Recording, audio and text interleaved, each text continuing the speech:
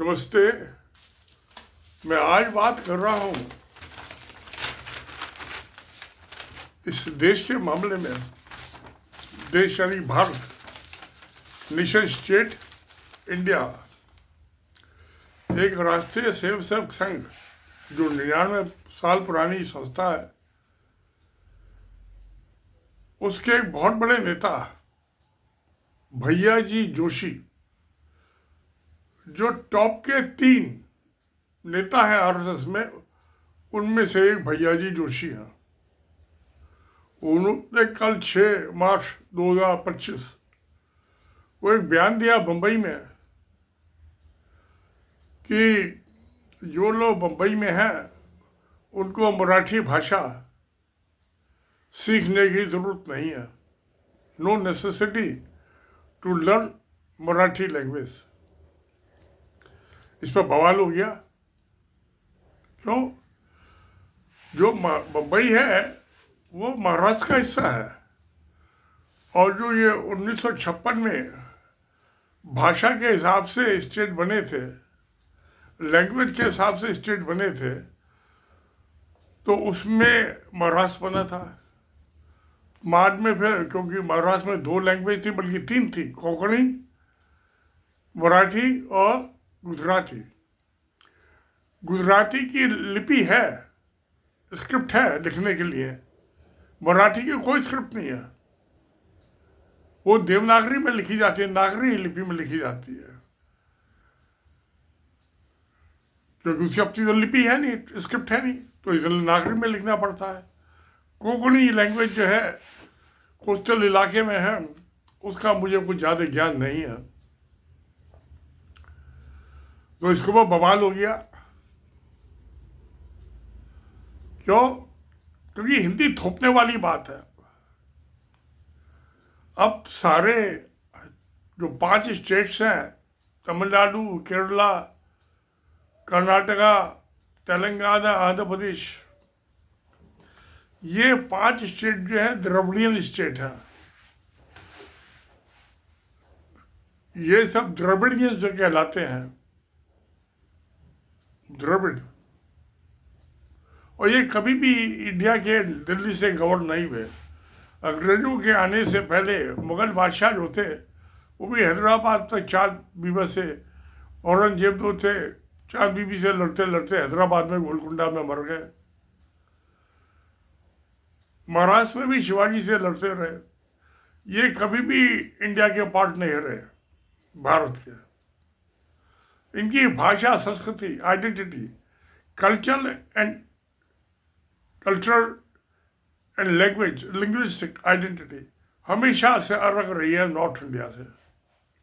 आपस में कोई इनका रिश्ता संबंध नहीं रहा पिछले 1000 साल में। तो हल्ला उल्ला मच गया, तो वो सफाई देते रहे भैयाजी जोशी। सफाई तो देनी पड़ती है क्योंकि राजनीतिक है, वोट की खातिर देनी पड़ती है। तो वहाँ के चीफ मिनिस्टर जो है आजकल बीजेपी के, उन्होंने भी कहा कि महाराष्ट्र की भाषा जो है मराठी है, जैसे बाकी राज्यों की यह भाषा है। अब इसको ये पता नहीं है कि हिंदी ने कितनी भाषाओं की हत्या की है। ब्रज भाषा, जो मथुरा, आगरा, कृष्ण की भी हत्या हो गई, ब्रज भाषा की हत्या की, कृष्ण की भी हत्या हो गई। भगवान कृष्ण की ब्रज भाषा की हत्या कर दी, भोजपुरी की हत्या कर दी, मैथिली की हत्या कर दी, अवधी की हत्या कर दी, जो लखनऊ के इलाके में भाषा थी, मारवाड़ी भाषा की हत्या कर दी। तो तब में ऐसी 25 भाषाएं हैं जिनकी हिंदी भाषा ने हत्या की है। और जब हत्या होती है तो उसके नतीजे तो कोई अच्छे नहीं निकलते। नॉर्थ बिहार में मातृभाषा मैथिली है, आज भी है, और सरकारी कामकाज में कुछ नहीं है। दक्षिणी बिहार में, गंगा के साउथ में भोजपुरी है। ईस्टर्न यूपी में भी भोजपुरी है, लखनऊ के इलाके में अवधी है, आगरा तक, उससे आगे मथुरा आ गया तो ये ब्रज भाषा है। इस सबकी हत्या किसने की है? हिंदी ने, जो कि नहीं होनी चाहिए। सब भाषाओं का एक जैसा मान सम्मान होना चाहिए, सबको पढ़ना चाहिए और सीखना चाहिए। आप एक से ज्यादा भाषा सीख सकते हैं, कोई नुकसान नहीं, अच्छी बात है। अब सवाल ये है कि वो जो तमिलनाडु के चीफ मिनिस्टर साहब है, आज का भाषा की लड़ाई चल रही है, तो उन्होंने कहा भी जब ये हिंदी दिवस मनाया जाता है गवर्नमेंट इंडिया, सेंट्रल गवर्नमेंट जो है हिंदी दिवस मनाते, हिंदी डे मनाती है, तो फिर जो इंडिया के शेड्यूल में लिखी हुई है जितनी भी भाषाएं, उस सबका दिवस क्यों नहीं मनाती? तमिल दिवस भी मनाना चाहिए, तेलुगु दिवस भी मनाना चाहिए, तुलु दिवस भी मनाना चाहिए, कन्नड़ दिवस भी मनाना चाहिए, मराठी दिवस भी मनाना चाहिए, गुजराती दिवस भी मनाना चाहिए, कोंकणी दिवस भी मनाना चाहिए, मारवाड़ी दिवस भी मनाना चाहिए, ब्रज भाषा भी दिवस मनाना चाहिए, भोजपुरी भी मनाना चाहिए, अवधी भी मनाना चाहिए, मैथिली भाषा दिवस क्यों नहीं सेलिब्रेट? एक हिंदी क्यों उसकी डोमिनेंस? तो ये तो ये भाषा कल्चर की बात है। तो अब मैं आता हूं, आप ऐसे भाषाओं की हत्या करके आप एक मुल्क को आप यूनिफाइड नहीं रख सकते। यूरोप में 50 करोड़ की आबादी है और तकरीबन 3 भाषाएं हैं और 30 भाषाएं और 30 देश हैं। जितनी भाषा उतने देश, जितनी लैंग्वेज उतने कंट्री। ऐसी अफ्रीका में भी है, इंडिया में भी थे। ये तो सन 47 के बाद हत्याएं हुई हैं। ये इस कॉन्स्टिट्यूशन के जो कॉन्स्टिट्यूशन इंडिया आया 1950 का, भारत का संविधान 1950, उसके बाद भाषाओं की हत्याएं हुई है। अब मैं आता हूँ इकोनॉमी पे। बिना पैसे धैले का कुछ नहीं होता। धर्म जाए भाड़ में, पहला पैसा नगद नारायण। अब आप देखिए कि इंडिया की जो जीडीपी है, ग्रॉस डोमेस्टिक प्रोडक्ट, उसका 58% जो टैक्स रेवेन्यू है जीडीपी की, वो साउथ इंडिया से आता है। तमिलनाडु, केरला, कर्नाटका, आंध्र प्रदेश, तेलंगाना से। मैं इसमें महाराष्ट्र की नहीं जोड़ रहा हूं। ये तेलुगु जो क्या नाम है, द्रविड़ स्टेट है। महाराष्ट्र द्रविड़ स्टेट नहीं है, गुजरात भी द्रविड़ स्टेट नहीं है।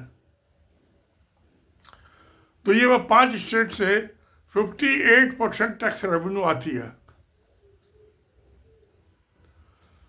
गवर्नमेंट इंडिया की, और 1 रुपया वहां से टैक्स की रेवेन्यू आती है तो 0.32%, यानी कि 1/3 से भी कम उनको पैसा उनको मिलता है वापस। जो ये फाइनेंस कमीशन बनता है 5 साल में, वो 1 रुपया लेके और इनको 32 पैसे दिलवाता है। अब मैं आता हूं north India, core north India, Uttar Pradesh, Bihar, Madhya Pradesh और राजस्थान। ये जो है टोटल जो टैक्स रेवेन्यू है गवर्नमेंट इंडिया की, उसका 42% देते हैं। साउथ इंडिया 58% और नॉर्थ इंडिया 42%। इनको मिलता क्या है? जो डिवोल्यूशन होता है, बंटवारा होता है स्टेट और सेंटर के बीच में से, तो यूपी को मिलता है 1 रुपया देता है तो 2.73 रुपये उसको वापस मिलते हैं। जितना देता है उसका 3.25 गुना। और बिहार को जो है 1 रुपये देता है टैक्स, तो 7.06। 1 रुपया देता है तो 7 रुपये 6 पैसे वापिस मिलते हैं।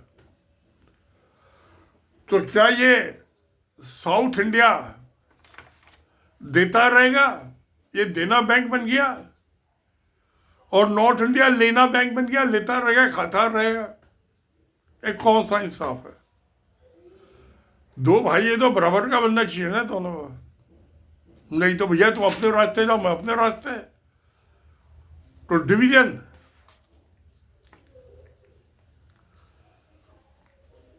डिवोल्यूशन टैक्सेस की मैंने बात की, डिवीजन टैक्सेस कैसे उससे रेवेन्यू का बंटवारा होता है। नॉर्थ इंडिया 42% देता है और साउथ इंडिया 58% देता है। तो कौन सी चीज है, ना तो भाषा जो उनकी आइडेंटिटी है उसको आरएसएस हत्या करना चाहता है, भाषाओं की, हिंदी थोप के, हिंदी संस्कृत।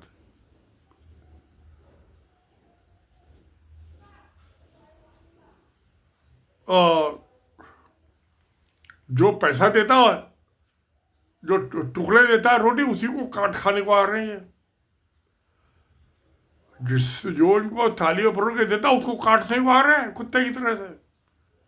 अभी कुत्ते को रोटी तो काटता तो नहीं है, बंदर को रोटी तो काटता नहीं है, चुपचाप हाथ से लेके चला जाता है।